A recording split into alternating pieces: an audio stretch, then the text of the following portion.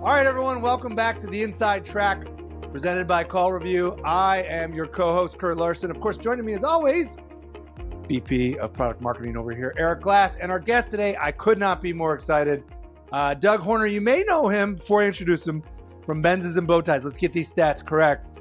On Instagram, we have 108,000 followers. On TikTok, my favorite platform, no joke, no hyperbole, 180,000 followers, including 4 million likes, a little bit over 4 million. He's also the general sales manager at Mercedes-Benz of North Olmsted, which of course is in Ohio near Cleveland. So if you're looking to get a Benz, go to the man, the BenzsAndBowties himself. Doug, my man, I am thrilled to have you here. You are quite an influencer in the space. How are we doing today? Well, thank you so much for having me. My phone does this weird thing where all of a sudden it tries to be the microphone instead of my computer. Don't know why that happens, but anyway. Well, because you're a star. It wants to record you at all times. It's just like, hey, we doing this, man? I see the cameras on. What's going on? Mine does that too. It'll randomly connect my Teams meetings to my phone now, and I don't know what update happened with Apple that does that, but it's not fun. No, it can be a little terrifying.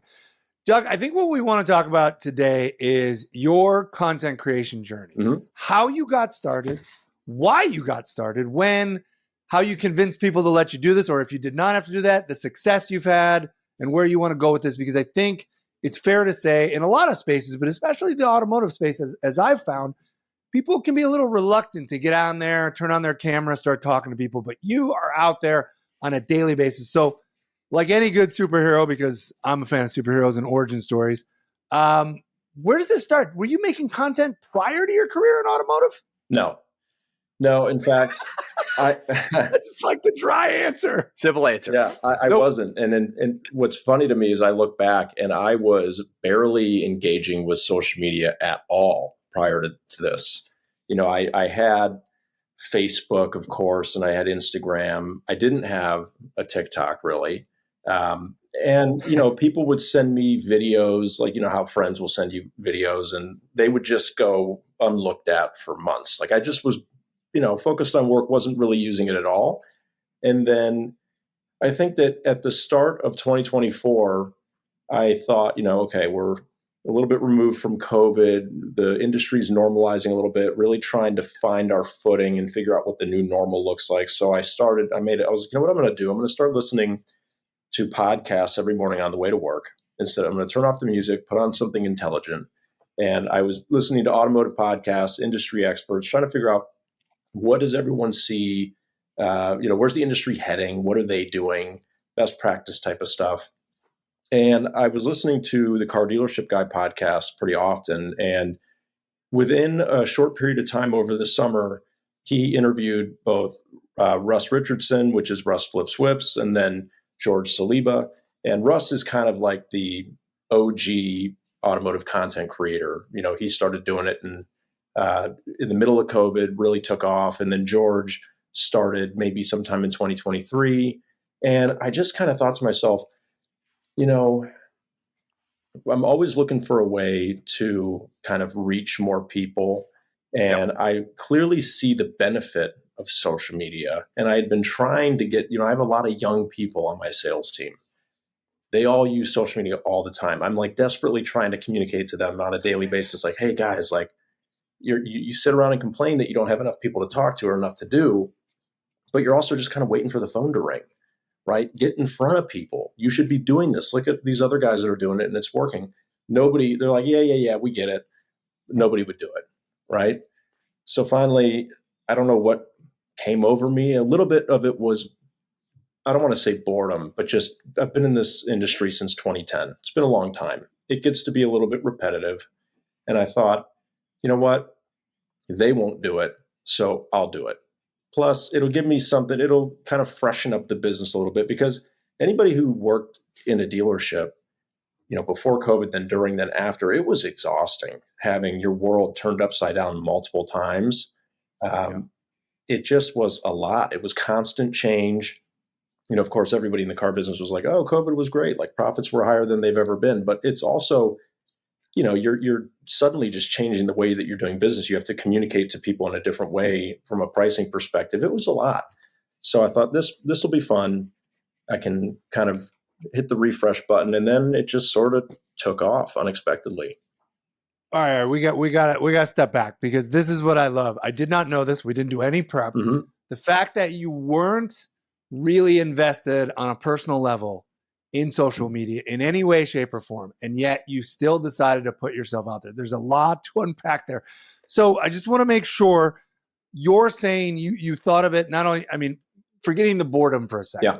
You're thinking this could help your sales, help, maybe get some exposure, and also lead by example. Is that what I'm hearing? Yeah, it really, a lot of it was lead by example to begin with. That was kind of the intention, was if I can't get them to do it on their own, then I can ideally show them the way.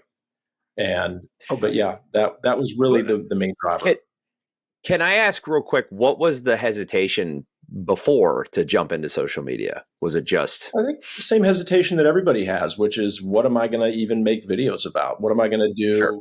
Do I want to open myself up to the mean people on the internet that are going to have something not nice to say, no matter what it is you do? That was really my main hesitations, was just like, do I want to go down this road and everything that comes with it?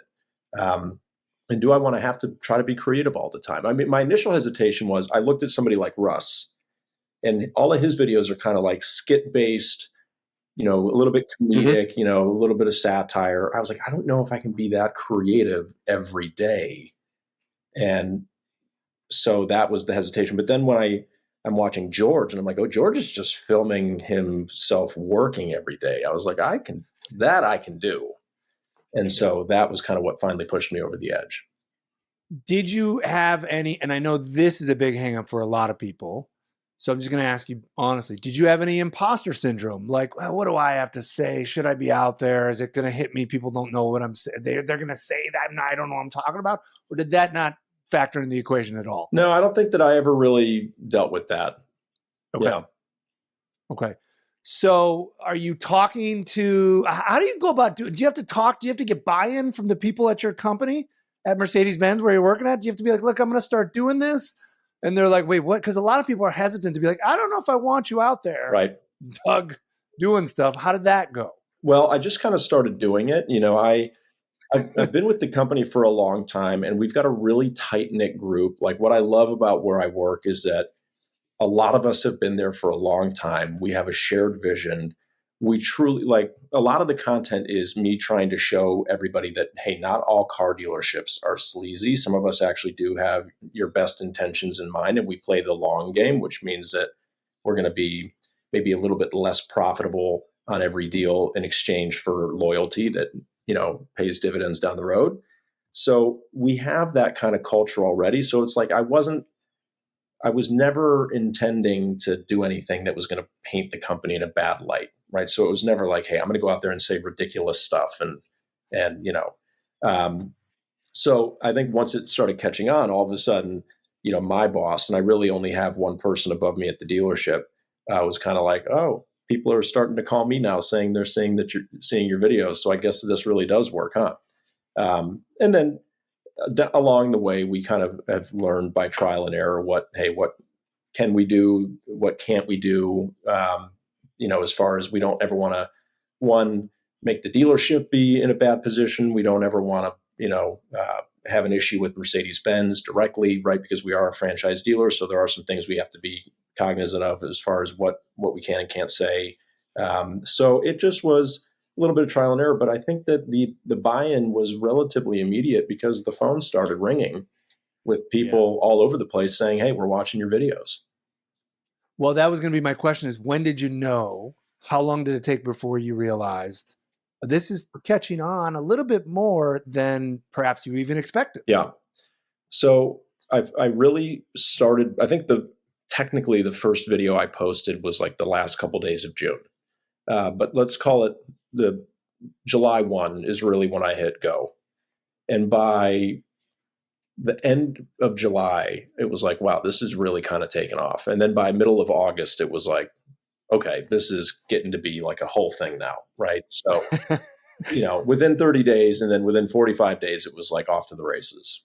So now, what does your content creation flow look like? How often are you doing it? Do you have to plan it now? What is the nuts and bolts of putting it together for somebody successful like you at this juncture? Yeah, I mean, again, it really, there's so many different ways that you can do it. The blessing and the curse of the way that I've chosen to do it is that with the exception of the occasional skit where I'm, out and about with the team and it's, you can tell that it's a little bit more rehearsed. 95% of it is just what's happening in my office. So what's great about that is that, I mean, it was kind of funny at first, like a salesperson would walk in my office to work on a deal and had to be, hey, hold on just 1 second. I'd grab my phone, like, set it up on the tripod, plug in a microphone, I'd be like, okay, go. Right. And I felt pretty silly about that at the beginning, but what I was doing is anytime a salesperson walked into the office, I would set up my phone and start recording, and whatever happened, happened. What was great about that is that it just was, hey, I don't have to think about what I'm going to film. It's just going to happen throughout the day naturally. Mm-hmm. Okay.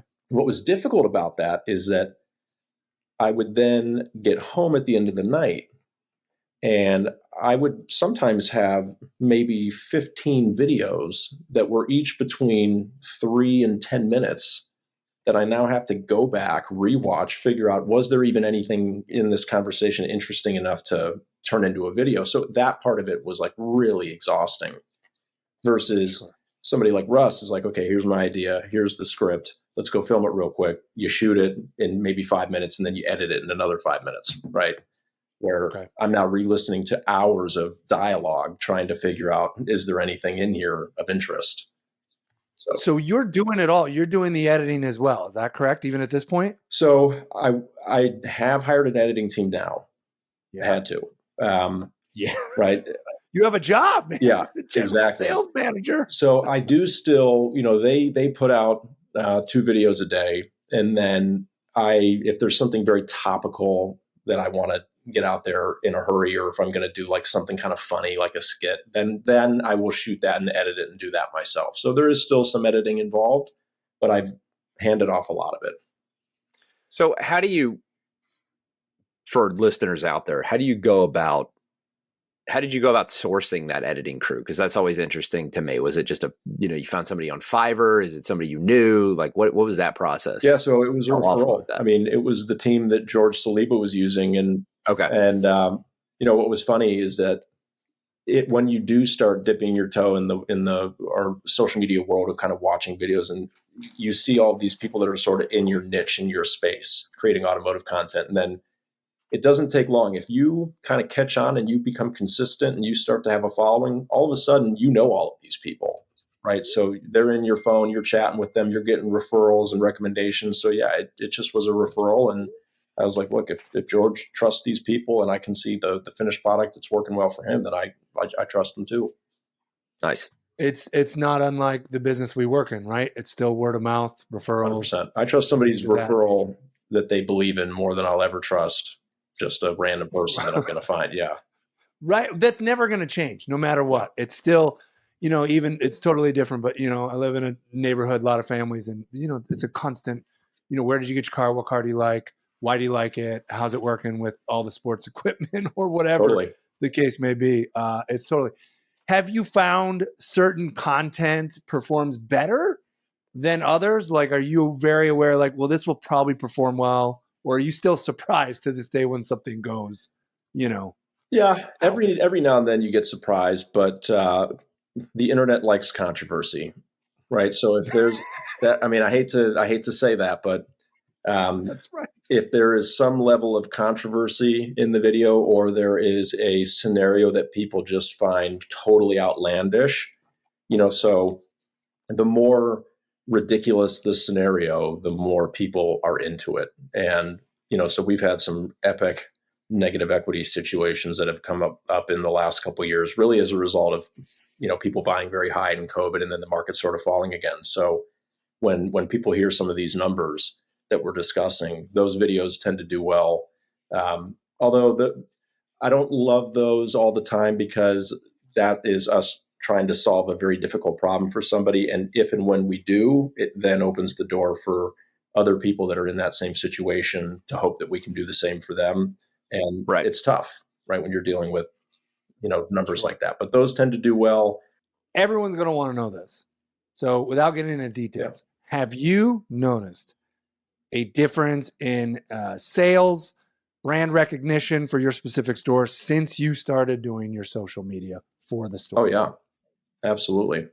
At first it's been, and I'm not going to, I don't want to, again, this is still, we're not even a full year in. So a little bit, some of this is a little hard to measure because it still has been just an absolute roller coaster. I mean, it's like we can't get off this roller coaster in the automotive industry where it's like things started to normalize and now it's, now tariffs. So it's like, it's really hard to tell what is a normal level of production anymore versus, prior to COVID, every year was very forecastable, very predictable. We had a general idea of what we were going to accomplish. Now it's like anybody's guess. But what I can tell you is that at this point, maybe 70% of phone calls and internet leads coming into the store are aware of the social media and are referencing it in some way. And that volume of calls and that volume of leads is up significantly. So I can tell you that. Is that 70% anecdotal just from conversations, or is it you guys are using something to track that? Yeah, we track it. Okay. Yeah, I mean, part of it, it's tracking and then also a little bit of anecdotal evidence because tracking, again, as much as we harp on it, everyone doesn't do a great job of tracking all the time because people call in and it's like, hey, how'd you hear about us? And people, if you don't really push for the answer, they won't necessarily give it to you. Right. It fascinates me that we can show you as an example and other influencers as an example on how it's working, and yet that reluctance still remains. Right? People are just afraid to do it, even though you're saying this will measurably help you significantly, and they're like, maybe not. Yeah, it's there's a very fascinating study for some psychologists out there to really unpack all of this. I mean, I have a lot of the answers, I think, but yeah, it's very interesting that somebody could look at something so obviously working in front of their face all the time and still find a reason not to do it. We talk a lot over here about creating sales rather than finding sales, and this is the number one avenue, in my opinion. 100%. You've got to get out there and do it. Are there certain platforms you like more than others at this juncture? Are you all in on TikTok? You said before, not a TikTok. I think that's your one, right? Yeah. Well, I think what I like about TikTok is that I think TikTok it's the easiest to get started with. If anybody hasn't figured it out by now, I mean, with all of the drama around it, they have the algorithm, right? They are the ones. And what I've learned is now that I'm in this world is that Instagram, Facebook, even YouTube kind of being like the GOAT of social media / content, they have all completely changed their algorithms to be more in line with the way that TikTok works. And so it's just the concept of, it used to be how many followers do you have? And then that's going to determine whether or not anybody sees your videos. And it was a very slow climb. Now, TikTok has said, we don't really care how many followers you have. Obviously, it will play a small role, but do people want to watch what you're doing? That's it. Yep. And if they like it, we're going to keep sending it to everybody. You could have 2 followers. We don't care. You could go viral with no followers. So that's a very, but that was encouraging for somebody like me, is that you don't have to have been doing this your whole life to find success with it. So yeah, I think TikTok is definitely the standard. Yeah. And are you adjusting your content based on your numbers from TikTok, or are you still just consistently doing what you do? You don't let that affect how you determine your content? I think that, so with the editing team, the funny thing about the editing team now is that it's, I'm uploading just all of my content that never got used, right? So right now we've got an interesting situation where you've got videos that were filmed last year that are kind of commingled with stuff that I'm filming now, and that'll eventually catch up to itself. But I send them all the content. They've watched all of my videos long enough to know generally what the vibe of my video looks like. And so every day it's a bit of a surprise what they've gone through and picked, because I send it to them. I don't rewatch all of it. Right. So they're kind of doing their thing. I'm always monitoring it. right? What video is doing well, what's not. And then if I'm going to do a video on my own, that's going to be, hey, filmed today and probably posted today, I'm going to be aware of what types of videos are doing well and what are not. So I think that all of your viewers like to imagine a world where you're in a creative space with your editors and whatnot, and Jared is the one giving all the notes. He's like, no, I don't like that. Should be this way. Yeah, right. I think more of this angle would work. That would be my ideal. Would you say your content is both for, consumers or other sales pros, or it's a mix of everything? It's for both.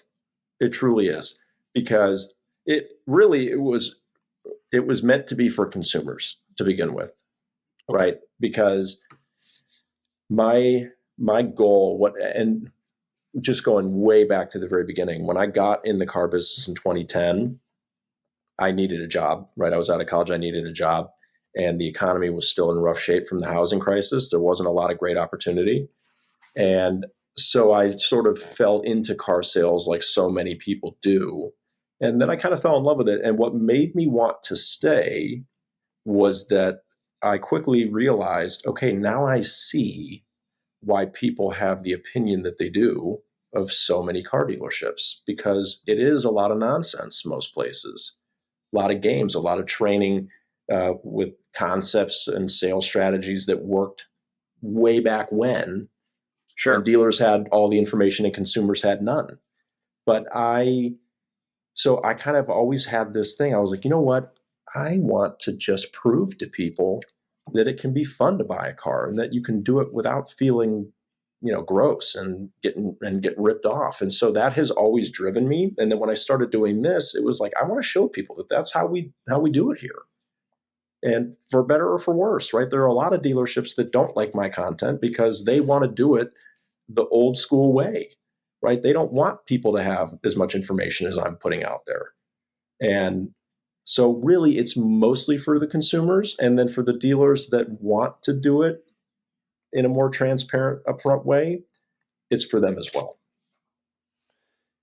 Do you think that perception in our industry is slowly changing though? Like that, you mentioned it before, the old passe, sleazy car salesman.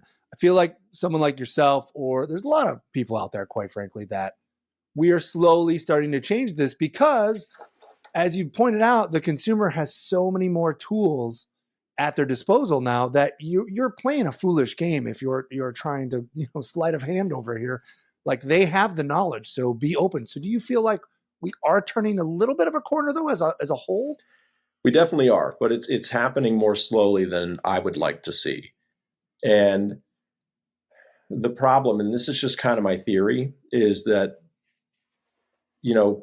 a car is a very emotional experience for the majority of people, right? You've got your bell curve of people and the way that they think and the way that they purchase things. And you've got the real super analytical people on the one end. That's a very small percentage. They're super memorable to us because they're so, oh my goodness, like they're going to have a whole spreadsheet and everything else. They're the ones that can take the emotion out of it and make a really good decision, and they're not going to get ripped off. It's just really not possible for them.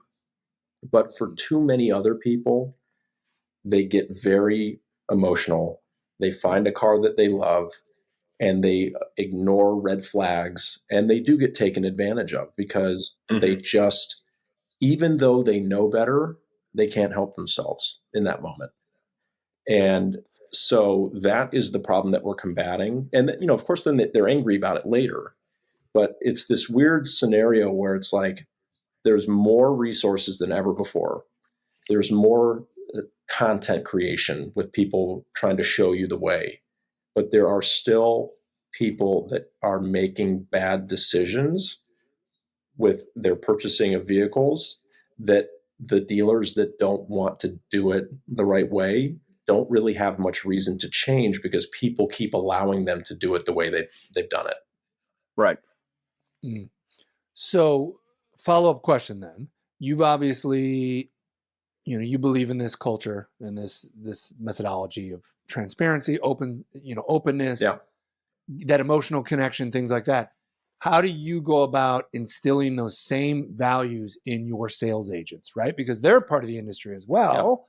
Yeah. And presumably some of them they just want the sale. They don't care one way or the other, not necessarily yours, but what do you do differently in terms of that to get across what you want to instill at your dealership? Yeah, well, we train every day. That's where it starts, right? So we have sales meetings Monday through Saturday, and it's, we're very focused on who we are, what our process is, why we have that process, what are we going to say? Why are we going to say it in that way? What's the reason? And we really we force the buy-in through our culture, which is to say, this is the way we do it, and this is why we do it like that. If you're not on board with that, this is not going to be the place for you. But there's a couple things that we do that help to encourage that. The first is, and we weren't always this way. We were like 90% of the way there, and now we're all the way there, where we're a best price upfront store. So, and we made that change 100% committed to it about 4 months ago at this point. But, and I'd been pushing for it for a long time. And there was some resistance from people a little higher up the ladder that were like, I don't want to lose a deal over not, giving a little bit at the end there. But I believe that negotiation ruins more deals than it makes, because of the uncertainty that it creates. And so that's part one. So a salesperson has to be able to communicate to the person that they're talking to that, hey, I'm going to give you the best deal right up front, and that's going to be it. And if it works, great. If not, we part ways as friends. So even if the salesperson wanted to negotiate, we're not going to let them, right? So that's part one. Part two is that we don't pay a traditional commission like most car dealerships do, which is most car dealerships are going to pay you a percentage of the gross profit in a deal. We don't do that. I personally think that salespeople have nothing to do with the gross profit in a car deal. I truly don't, right? If you sell a G63 and we make a bunch of money on it, that's not because you're a good salesperson. I'm sorry. My 4-year-old could sell a G63, right? There's 1,000 people for every one that we have, okay? If you sell an EV that nobody wants to buy because Americans don't like EVs and we lose $3,000 selling it, well, now you get paid nothing because you had to sell a car that has a terrible market, right? I just think that that's insane. That's ridiculous, right? So we're going to pay you a flat amount on every car deal. And then if you sell a bunch of cars, you can increase what that amount is. But the idea being that I'm not going to try to steer you to this car or that car because it puts more money in my pocket, which is where a lot of bad sales behavior comes from. Right. All right, let's get you out of here on a couple fun ones. Sure. First of all, how many bow ties do you own? Come on. It's got to be up near 50 at this point. 50? And I'm assuming you get them sometimes from clients, customers, they give you some? Yeah. So the story there is that I've actually, with the exception of one time that I had to buy a black tie for a black tie event that I was going to, and I forgot mine. I've never bought a bow tie for myself. Sure. Oh, okay. Okay. So my next question was, do you have a tie guy? But I guess no. So they've all been gifts over the years. When I started wearing them, I would ask my family for them for my birthday and Christmas, and because I was like, what else do I need, right? So just give me some bow ties. And sure. So over the years, I kind of built up the collection that way, and then they've just sort of started. Now they've been showing up at random from people that watch the social media, which is great. So it's like it's an entirely curated collection that's been gifted. I've had no say in it. That's awesome. You're saying you wore bow ties before content creation? It wasn't like a tactic, like, I can get, this is like going to be my thing. No, I started wearing those. It was in 2014. Come on, what are we doing here? What was the choice there? Well, the choice was, so I was just a salesperson at the time. I worked for a Mercedes store down in Columbus, Ohio. And I was asked to be in a friend's wedding. They picked bow ties. The groomsmen, had bow ties as part of the groom's outfit. And nobody knew how to tie them. They were real ones. So I learned how to tie them with the help of YouTube and, some friends. And so I tied everyone's bow tie at the wedding. And then after that, I was like, I'm in Ohio, right? Nobody wears bow ties in Ohio. Right. I was like, that could be, part of it was me being a young salesperson who didn't quite get it yet. And I had like I was 4 years into the business at that point. So just long enough that some of the first people I sold cars to were coming back and did not have any idea who I was, right? My own fault, not good enough follow-up, et cetera. But I was like, I'll start wearing bow ties. That way people forget my name. They'll probably remember that, right? Sure. So that's when I started doing it. But it totally makes sense. Like we're having fun, but it makes sense, right? You want to stand out. You want to sell more cars. You want to be the person they remember. Yeah, it was Why not, different. I mean, right? I've been at Mercedes-Benz dealerships for coming up on, what is it, 15 years now? Hard to believe, but the 3 Mercedes stores that I've been at, we all have the same dress code, right? Suit and tie, blazer and tie, right? So I've always had to wear a tie as part of the dress code. So it's like, all right, well, I'm just going to wear a bow tie then, and that's where it kind of came from. Well, and I think it works too because of the brand Mercedes-Benz. I think there's something that, like, I'm not going to name another brand that wouldn't work, but do you know what I mean? Sure. It's like a high end. It works. Like it doesn't feel out of place, is what I'd say. Where I totally get it. Yeah, there may be some brands where it might feel a little bit forced. Yeah, we won't mention them. Has the content creation gotten so popular that you might want to pursue that full time? Right? I mean, there's people that do this full time and make a lot of money. Yeah. Has that ever crossed your mind, or no? I mean, it's a question that I get asked a lot. I don't see. I'm not going to say that I would never do that. I don't really see a path to that. At least at this point in my life, I feel like my content is because of what I do, and obviously, people like what I'm doing enough to watch me for me, but I don't, if I wasn't in a car dealership and I wasn't working for Mercedes-Benz, I'm not confident enough to say that, oh yeah, I'm just going to keep going out there and making random content about who knows what, and people will still want to watch it. So I do love this industry, and I love the social media content, and I love the two of them married together, and I'm not sure where, the path will go. But I really am not thinking about like, okay, I'm going to just leave and start doing this full time. Yeah, right. But if the right offer, I mean, we gotta tell we're here to negotiate best price up front, right? I'm here to advocate for you, Doug. I want to be your agent. I appreciate that. Yeah, I mean, look, I've already met so many really cool and interesting people that I would have never met if I wasn't doing this. So sure. You just never know what's going to happen and what opportunities will present themselves.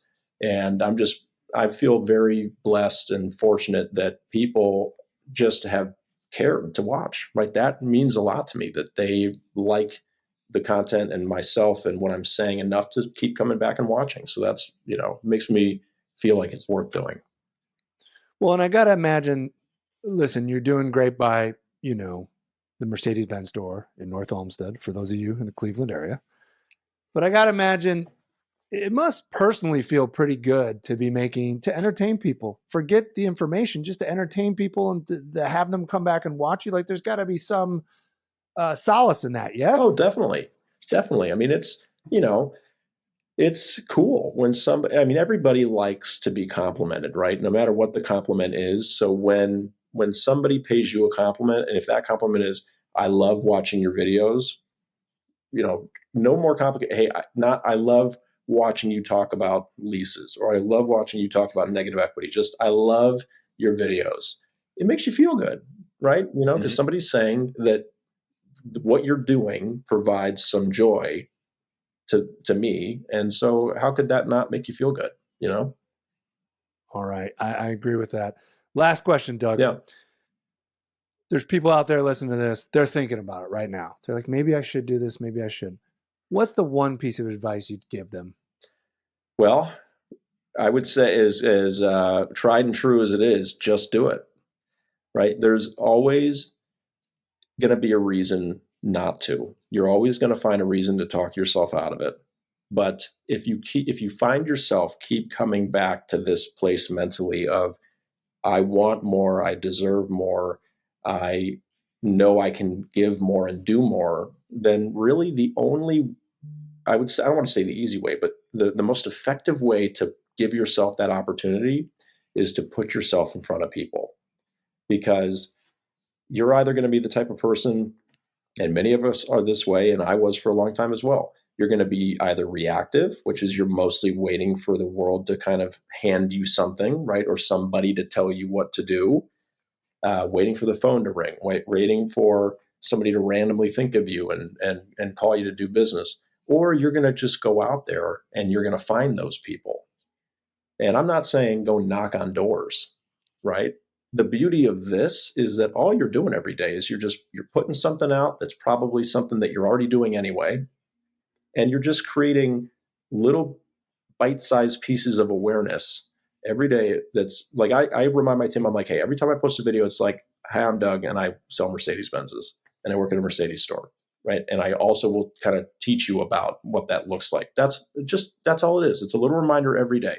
And at a certain point, people start to see you so frequently that when they think of Mercedes-Benz, they think of you. Right. If I see a Lincoln, I think of Russ. Not because he told me to. I've seen Russ so many times that when I see a Lincoln, I think of him. That's how social media works. Right. So why wouldn't you want to do it? I love it. Doug Horner, again, BenzsAndBowties. I really appreciate it. I've enjoyed all our interactions, and I'm so grateful you were willing to do this. I think it's a fascinating journey, especially, when we started this podcast, you said, yeah, I didn't really do social media. And here you are now. Yeah. People are waiting for your content. Let's go, Doug. Right. Let's make it happen. I know. What a wild year it's been. So, well, thank you very much. Awesome. And again, BenzsAndBowties. For the Inside Track, I am Kurt Larson. This is Eric Glass. Thank you so much for joining us on this episode. Hope you have a great week. And of course, like and subscribe. We got to say that, right, Doug? Of course. Like, subscribe. Yes, we tier do. 1, tier 2, it all works. So. Happily. Thanks, Kurt. Thanks, Eric. I appreciate you guys. Thanks, Doug. Appreciate you. Absolutely.